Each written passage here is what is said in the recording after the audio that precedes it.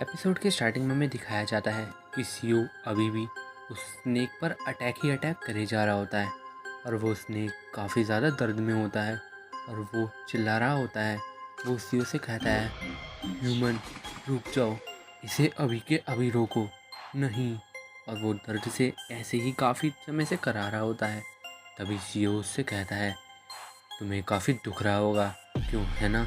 चलो देखा जाए कि तुम ये दर्द कितनी देर और सह सकते हो, क्योंकि अभी तो मैंने शुरुआत की है और अभी मैं तुम पर अपना डोमिनेंस और भी दिखाने वाला हूँ।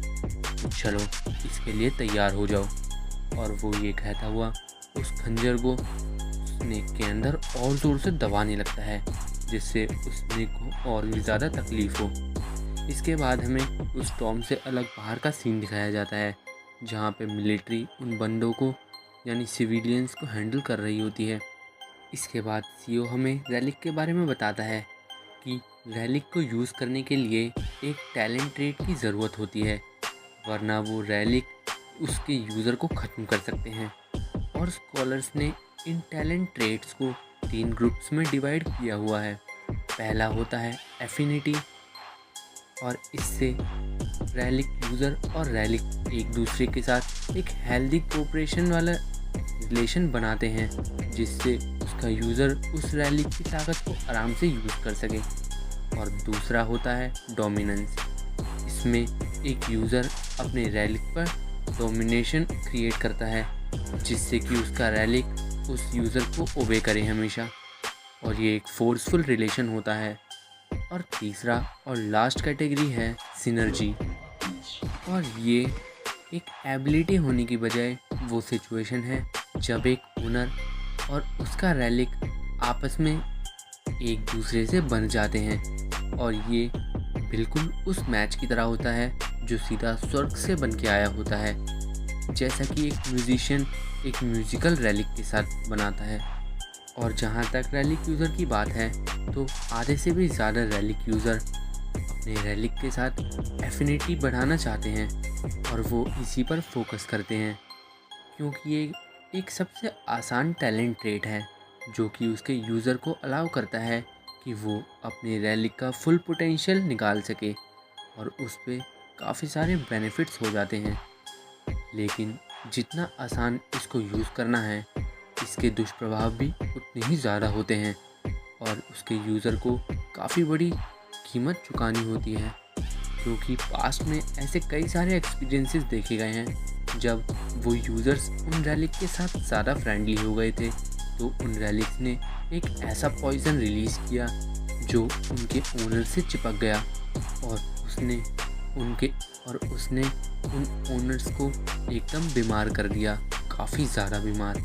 और अब सीओ उस रैलिक से यानी वो स्नेक से कहता है, अगर तुम इस बार एफिनिटी चाहते हो तो ये तो तुम्हारे लिए काफ़ी ज़्यादा बुरा है।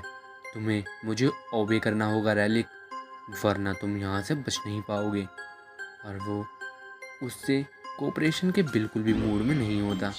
वो और कहता है, अगर तुम मुझे अभी के अभी यहाँ सबमिट नहीं करते तो मैं तुम्हें मिलियन पीसेस में बांट दूंगा, तुम्हारे इतने टुकड़े करूँगा कि तुम फिर से कभी वापस नहीं बन पाओगे।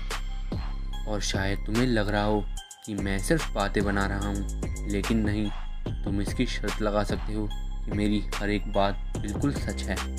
तुम्हारे पास थोड़ा सा ही समय है इसको मानने का। वो रैलिक इसके बाद कहता है, आखिर कैसे? ह्यूमंस को तो हमें पसंद करना चाहिए। और तभी वहाँ काफ़ी सारी एनर्जी निकलती है और काफ़ी ज़्यादा लाइट भी, और वो स्नेक पता नहीं किसी अलग तरह के एलिमेंट में ही बदल सा जाता है। वो कुछ लिक्विड सा होता है, और वहाँ इतनी सारी लाइट होने के बाद सीओ के हाथ में अब एक एक्स जैसा कुछ होता है जो कि गोल्डन कलर का सब दिख रहा होता है। तभी उसकी वो स्किल वाली विंडो भी पॉपअप होती है, जिस पे लिखा होता है कि उसने एक नया टाइटल एक्वायर कर लिया है, जिसकी वजह से उसके पास एक नई स्किल और आ गई है, टॉम एक्सकेवेशन की स्किल। इसका मतलब अब उसके पास टोटल 3 स्किल हो गई हैं, स्पाई स्किल, लिंग्विस्टिक स्किल और टॉम एक्सकेवेशन स्किल। और अब सिर्फ एक और स्किल की ज़रूरत है उसे। और तभी सीओ कहता है, अरे वाह! मेरे पास एक और स्किल आ गई। यानी अब मुझे सिर्फ एक और स्किल एक्टिवेट करने की ज़रूरत है। मैं काफ़ी एक्साइटेड हूँ, न जाने मुझे उसको एक्टिवेट करने के लिए अब क्या करना होगा। और तभी एक और स्क्रीन पॉपअप होती है जिस पे लिखा आता है कि उसने एक और टाइटल एक्वायर किया है, रेलिक अब्यूज़र का। उसने अपना डोमिनेंस टैलेंट को बढ़ाया है, लेकिन इसकी वजह से उसका एफिनिटी टैलेंट डिक्रीज भी हुआ है। और ये देखकर सीओ थोड़ा कंफ्यूज होता है और कहता है, ओए क्रो, आखिर ये किस तरह का ब्लैकमेल है? चलो जाने दो, कुछ भी हो मुझे फ़र्क नहीं पड़ता अगर मेरा एफिनिटी टैलेंट डिक्रीज भी हो रहा है तो। तभी उसे एक आवाज़ आती है, हे, मैंने वो पॉइंट ढूंढ लिया, देखो यहाँ आओ। और सीओ भी वो आवाज़ को सुनता है और वो कहीं कोने से में छुप जाता है। इसके बाद हमें दिखाया जाता है कि वो सीआईए एजेंट और आबे वहाँ पर आ जाते हैं। और आबे लिंडा से कहता है, देखो ये तो बिल्कुल वैसा ही है जैसा कि भविष्यवाणी में हुआ था, जैसा कि भविष्यवाणी में बताया गया था। और उन्हें देखकर सीओ मन में कहता है, ये लोग तो यहाँ मेरी एक्सपेक्टेशन से भी जल्दी आ गए। और तभी आबे अपने बैग में से कुछ निकालता है और कहता है, चलो अब मेरे पास ये रैली को पकड़ने का सही समय है। और लिंडा उससे कहती है, आखिर तुम क्या प्लान कर रहे हो? और वो अपने हाथ में पकड़ी हुई इस चीज़ को पॉन्ड में फेंक देता है। लेकिन लिंडा को समझ नहीं आ रहा होता कि आखिर वो ये सब क्यों कर रहा है और इसका क्या मतलब है। और सीओ उसे देखकर हंस रहा होता है और मन में कहता है, तुमको तो अब काफ़ी ज़्यादा देर हो गई है। और उसको अब ये भी याद आता है कि वो यहाँ ज़्यादा देर नहीं रुक सकता। और वो कहता है, ये टाइम इन दोनों को यहाँ एक करतब दिखाते हुए देखने का नहीं है। मुझे लगता है कि ये दोनों फ्यूचर में चल के मुझे काफ़ी ज़्यादा दिक्कत देने वाले हैं। क्या मुझे इन दोनों को यहीं ख़त्म कर देना चाहिए? और वो अपने हाथ में उस नाइफ रैली को भी पकड़ा हुआ होता है, क्योंकि अब उसे लग रहा होता है कि शायद उसे इन दोनों का खात्मा यहीं कर देना चाहिए। तभी उस रैलिक में से भी एक स्क्रीन पॉपअप होती है जिस पे लिखा होता है कि वो एक इजिप्शियन फ्यूनरल नाइफ है, एक रैंक सी, और उसके नंबर ऑफ़ यूजेस लिमिटेड हैं, जिसमें से 54 आउट ऑफ 100 सीओ ने यूज़ कर लिए होते हैं। और ये देखकर सीओ को समझ आता है कि ये एक लिमिटेड यूज़ वेपन है। और वो कहता है, अच्छा तो मैंने यानी आधे से ज़्यादा बार इसे यूज़ कर लिया है। तो क्रो, क्या यही तुम्हारा वे है मुझे ये बताने का कि मुझे आगे से केयरफुल रहना चाहिए? इसके बाद हमें आबे दिखाया जाता है जिसको उस पॉइंट से कुछ भी रिस्पॉन्स नहीं मिल रहा होता है और वो इसकी वजह से काफ़ी ज़्यादा फ्रस्ट्रेटेड होता है। वो कहता है, आखिर ये कोई रिस्पॉन्स क्यों नहीं दे रहा? भविष्यवाणी में तो कहा था कि मुझे इस पॉइंट में सिर्फ एक रैली को गिराना होगा, लेकिन आखिर ये काम क्यों नहीं कर रहा? लिंडा ये बात सुनकर उससे कहती है, भविष्यवाणी, तो क्या जापान के पास कोई ऐसा बंदा है जो इस तरह के रैलिक को भी यूज़ कर सकता है? और अभी उससे कहता है, नहीं नहीं, मुझसे इन्फॉर्मेशन निकलवाना बंद करो।